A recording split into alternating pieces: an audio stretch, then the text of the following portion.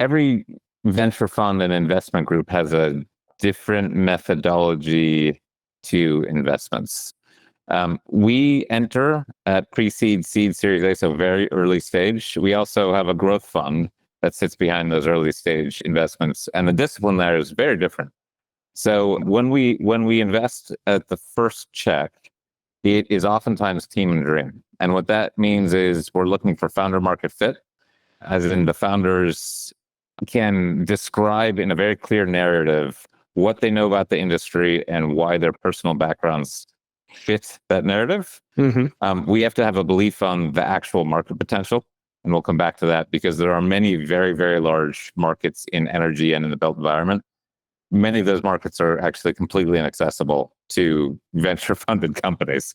And so big market doesn't mean that you can actually tackle that market. So that is a very key point.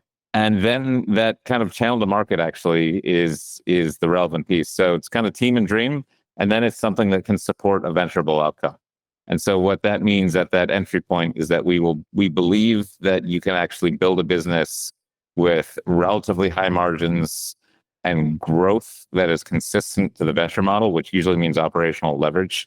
In other words, if you have to hire a new person to bring on revenue every time, and there's no benefits of scale, there's no economies of scale, then that's probably not good for venture. If you can build a technology layer and build on revenue such that revenue grows faster than your costs, and it's a large, accessible market, that's fair game for us. But when we invest, for example, I think when we invested in Omnidian, and I know this podcast is not about Omnidian, I think there were 3 people. And so we led that first seed round, and that was all about team and dream and the founder market fit.